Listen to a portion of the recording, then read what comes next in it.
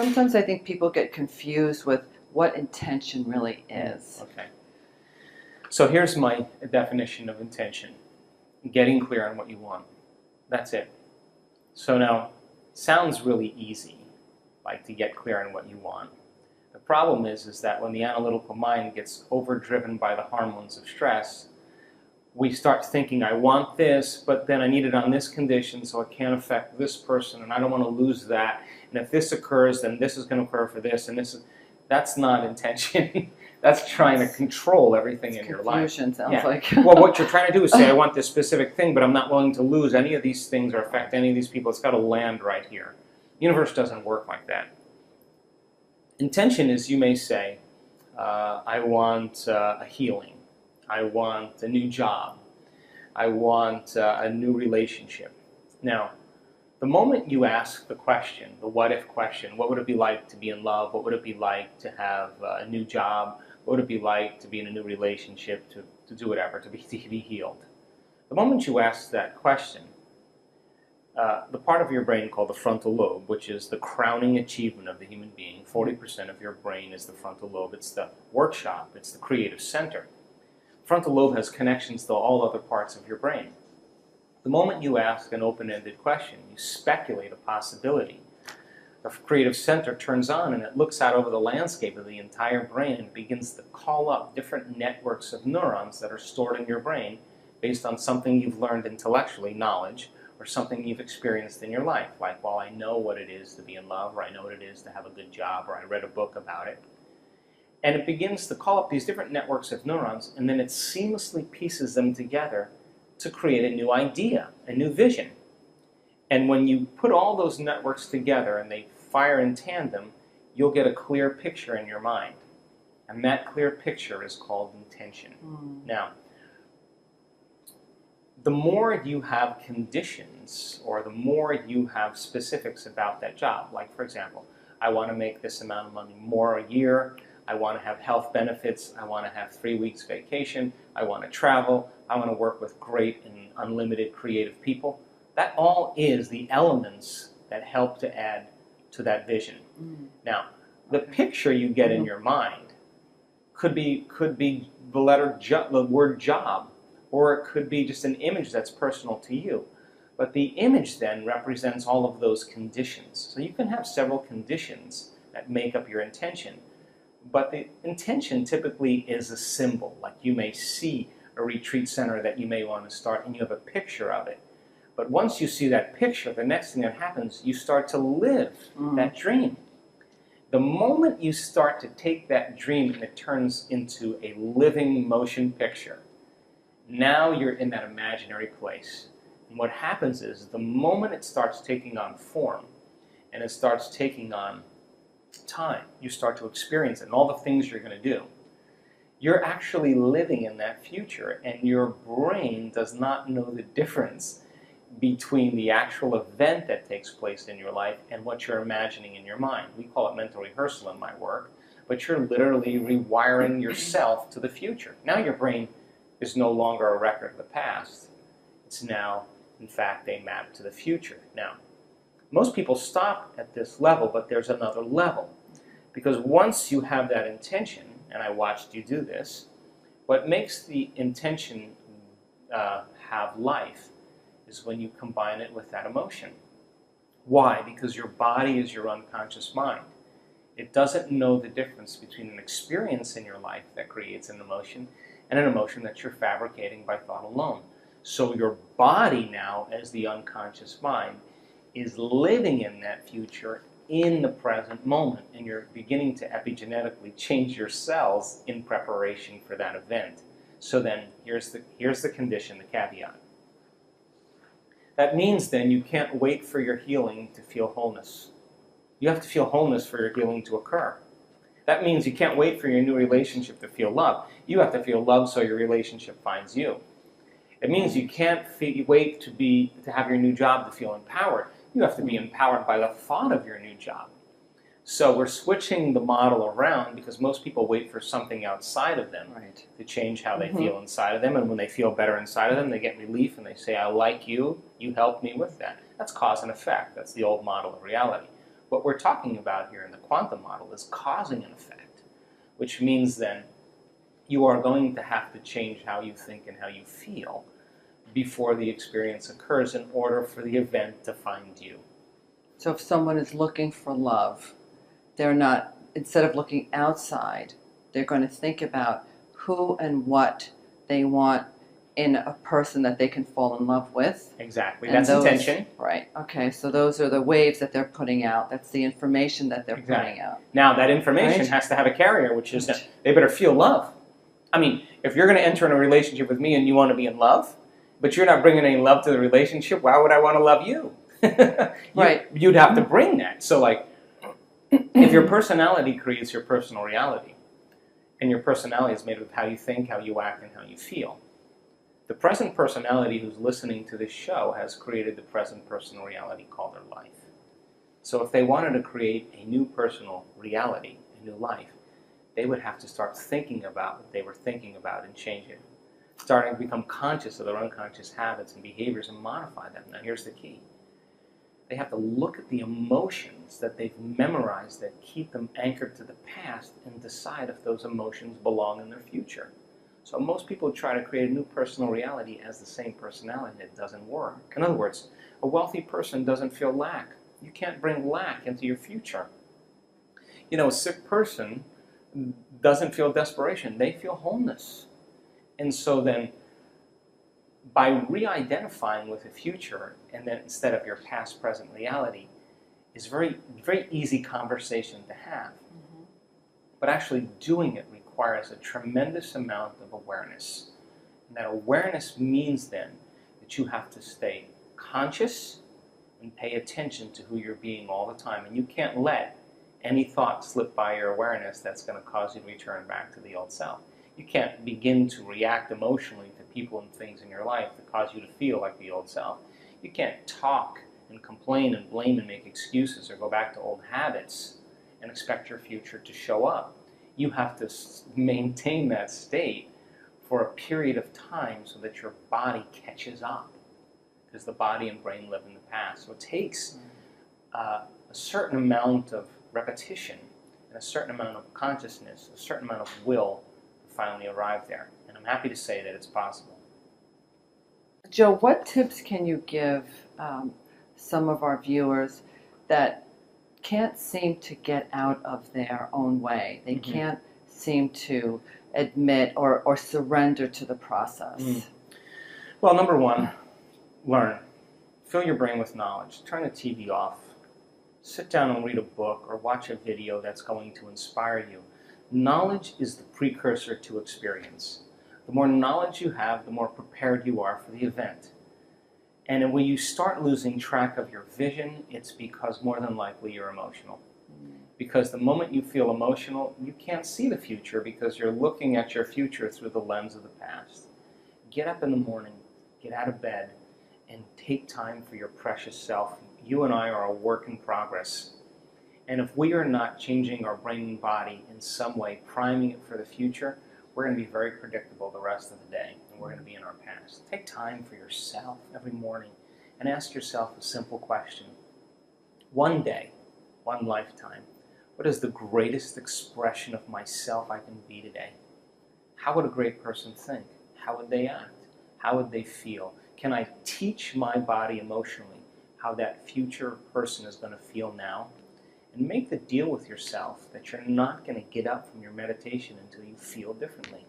If you do, get up and maintain that modified state of mind and body your entire day, independent of any person, anything, or experience in your life, independent of any emotional addiction or habit in your body, and independent of time. And if you can, get ready, because something unusual is going to happen in your life. That's the law. And so when synchronicities and serendipities and coincidences begin to happen in your life, unexpected events like balloons showing up in windows to remind you that the divine is present, that's an indicator that you are literally now in a dance in this world between your free-willed consciousness and this consciousness that's controlling all of this. And when your consciousness every day merges with that consciousness, why not be bold enough to say to the Creator, hey, Creator, I took time out of my busy day to emulate you. I'm the son and daughter of God. I am emulating you as a creator. But here's the deal. I need a sign from you to let me know that you're real. But don't bring it in a way that I can expect, because if it comes in a way that I expect, it's nothing new. Rock my world. Drop a little crumb from the table and let me know that you're present so that I'm inspired to keep creating. Let's see a red balloon fly by the window. That's exactly what I said, yeah. That's the point. So then, when that starts happening to you on a regular basis, you're less prone to judge your coworker. You're less prone to get upset in traffic. You'll be the person going, because and when the mystical starts downloading data into your brain and you start having really profound experiences, there's only one thing you want to do, and that is to give. You cannot not give in that place. And you can never return back to business as usual, ever again. And so, is it worth the effort? I think so. I think so too. Definitely do. That's why I'm here. So the past couple of years, you've been researching the effects of meditation on participants in the workshops using the brain mapping. Can you explain to our audience what the brain mapping, the results of the brain mapping have done? What have they produced? Well, the only reason that we started measuring our students is because we were seeing phenomenological changes happening right during our events. People healing themselves of different diseases and conditions in real time. Now, when you're seeing changes happening like that, where someone in a wheelchair with MS stands up and walks across the room who hasn't walked in 10 years, what is causing those effects? In other words, genes are like Christmas tree lights. They're turning on and off all the time. And when they upregulate, they make healthier proteins. Proteins are responsible for the structure and function of your body. When they downregulate, they turn off and they make cheaper proteins, right? So in effect, that person with MS upregulated genes for health and regeneration, and downregulated genes for disease and inflammation. Happened in real time. So if you're seeing that in real time, then it means that we have to start measuring. So we brought a team of scientists and researchers from all over the world. And we've done 7 events, as I said. We've done over 2,500 brain scans on our students. And why are we doing quantitative studies on the brain with a team of neuroscientists and technicians? Well, if we can get a group of people and measure their brains before an event, take them through 5 days of meditation, changing beliefs and perceptions, getting beyond themselves, changing their energy, the whole bit. And they have a healing from Parkinson's, or a healing from MS, or a healing from lupus. I want to know that it's not just in their mind. I want to know that it's in their brain. And then if we randomly select different people and we observe their brain during meditation, we should be able to then gather vital information about what's going on in their inner workings, and when they're there and when they're not. And if we can look for things like coherence, and if we can look for things like amplitudes, and how fast they can go into a certain state and how long they can sustain that state, and we can measure what's going on and correlate it with their own experience, that's more information for me to teach transformation the next time. We've also, as I said, measured people's hearts. Why? Because we know that when the heart is coherent, the brain is coherent. And when the brain gets coherent, the heart gets coherent. And it's those 2 centers, where we have coherence in both centers, that we're at our best, because we start to experience wholeness. When you're whole, it's impossible to want. How could you want when you're whole? So we've also measured the energy of the room. Why? Because people are beginning to create coherent fields. The energy should be enhanced in the room.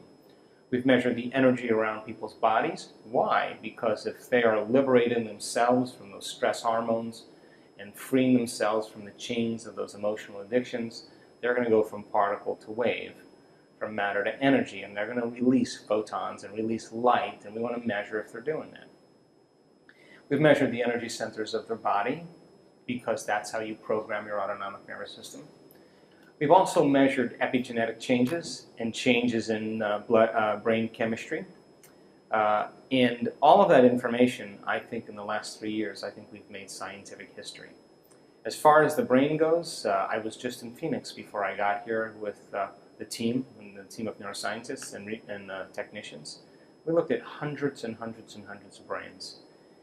And we were moved to tears, actually, in a few cases, because we now know that when you're analyzing your life within some emotion that's bothering you, you will make your brain worse every time, because it's those very emotions that drive your brain further into higher and more aroused states.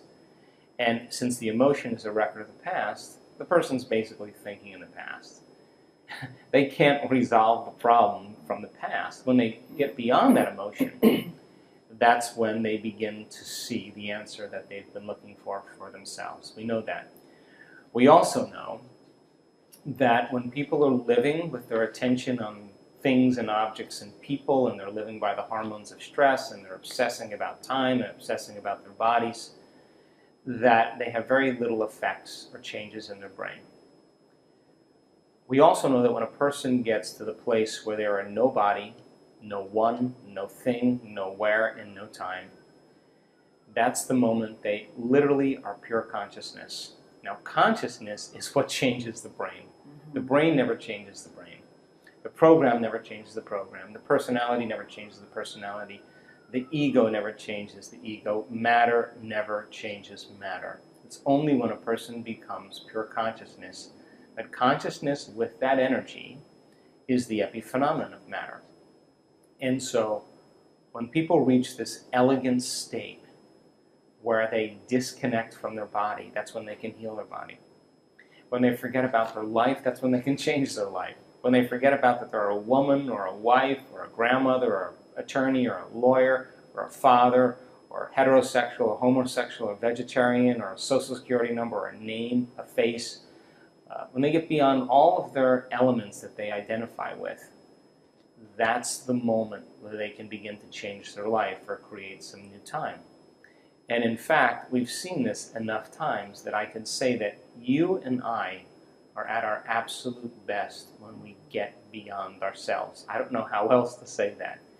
So, in the last 2 years, we've seen our students able to change their brain waves and move into a meditative state in 2 seconds, in 4 seconds, in 5 seconds, in 9 seconds, in 12 seconds, in 20 seconds, in 30 seconds. Most people, it takes them a couple minutes to get there. Our students have developed the skill to get beyond their analytical mind. We've also captured amplitudes of energy in the brain that you will never see in a clinical setting or never see in the history of neuroscience. Not once, not twice, not 3 times, over and over again. Now, what do I mean by that?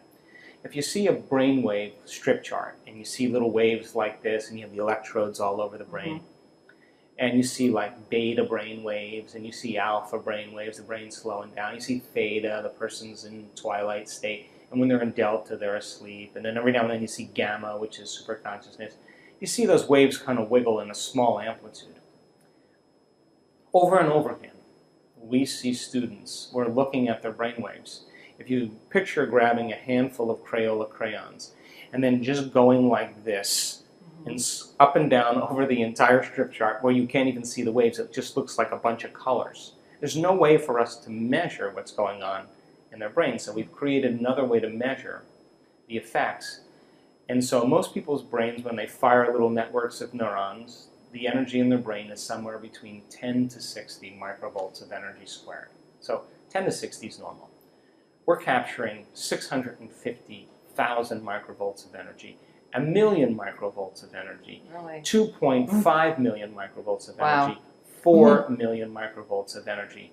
And what that means then is that the person is having a full-on sensory experience without their senses. Whatever's happening between their ears is more real than anything that's ever happened in their entire life. Wow. So if they were traumatized and abused and beaten, and the intensity and the energy of that event branded them neurologically and emotionally, and they can't get beyond it, when they're having that inner experience, and it is a complete mystical experience, and the amplitudes are that high, The energy from that experience inwardly is greater than any past trauma, and that's the moment experience rewrites the circuitry in the brain, rewiring themselves in 1 second, and then sending a new emotional signal to their body, and that is the moment the gene gets regulated, and it's like the past is literally washed away out of the body. Now, we've seen that now probably in 25, 30 cases now, where the amplitudes are extremely high. Now think about this. What would happen right now if you and I had our senses increased by 25%? If I could see 25% better or more acutely, and so could you could hear 25% better, you could smell, you could feel, and you could taste 25% better, you would have to say that if your senses were heightened to that degree, so would your awareness. So when a person's having a full-on sensory experience without their senses, what's really happening is their inner world now is becoming more real than their outer world. And as their senses are heightened and everything's more lucid and more enriched, that experience is real to them. And that's the moment then that consciousness begins to leave very profound footprints biologically. So we're seeing this over and over again, and now we're correlating the person's story, what just happened to you, with what's happening in their brain. Their subjective experience is being validated objectively. And the stories are will move you to tears, and you can't, that person can't make their brain do that. It's happening to them. So the moment they're no longer a woman or a man, the moment they're no longer their body, the moment they're no longer an identity, the moment no longer are connected to things or objects or places or time, that's the moment they're pure consciousness. Now, when that consciousness can surrender to the infinite consciousness of all that is, you've just taken your attention off the particle, off of matter, and you put it on possibility.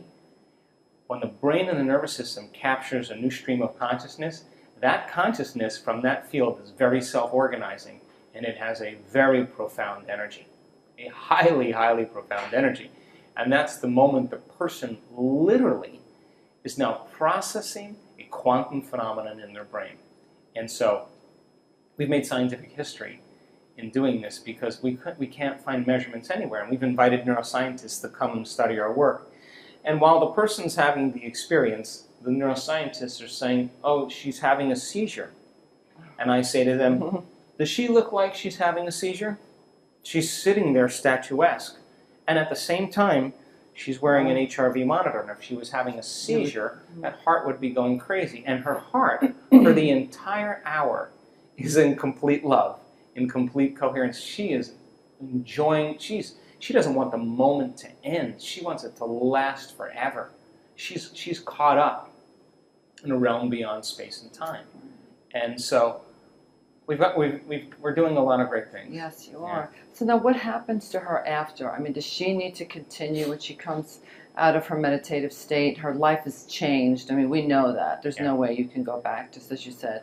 And what happens then? Does she continue to embrace the meditations? Does she go further? Does she want more? Well, just think about this. Let's just demystify it. Let's just say we're talking about tennis or snowboarding. And you have a really great moment where you connect, and now you know how to backhand, or you now know how to carve on a snowboard. You're going to enjoy the experience, yeah?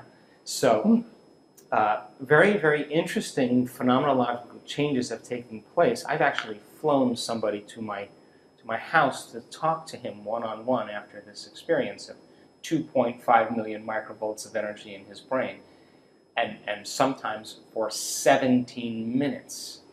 In the last event that we did in Germany, the amplitudes of energy were so high in this person's brain that in the next sentence, the next moment, the amplitudes were so high that in the next moment, there was no brainwaves reading at all. Flatlined. Really? And we thought, is he dead? But what happened was the machine wasn't built to calibrate that amount of energy. Frequency. So then it kind of picked up again, and then 10 minutes later, flat lines again after these high amplitudes. And we're sitting there with the hugest smile on our face because we were going, wow. So what's the relevance of that? Our spectrum of reality, perception-wise, is less than 1%. Now, this is not spiritual mumbo-jumbo.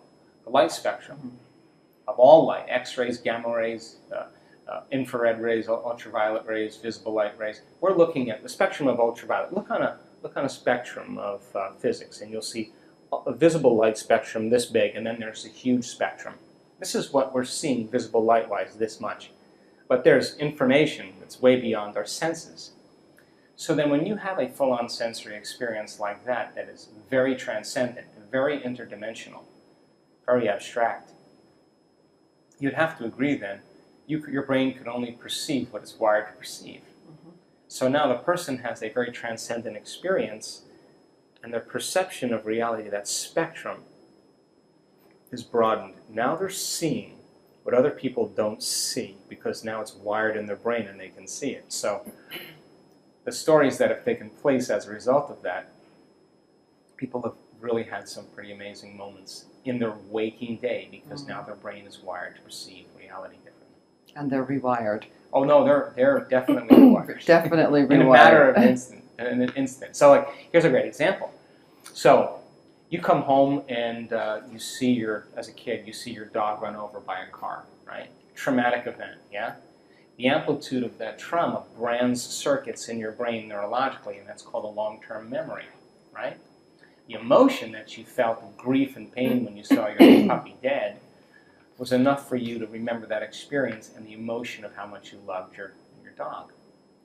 But when you have the divine move through you, and it's a profoundly mystical moment, and the amplitudes are thousands of times more than your experience of being run over, seeing your dog run over, you would have to admit then that you're going to be rewired. Those neurons are going to string into place in an instant, and they are going to be circuits then that begin to cause you to think neurologically within that new network of neurons and feel chemically within the new experience. And if how you think and how you feel creates a state of being, you just changed your state of being. Right. Yeah. Big time. Big time.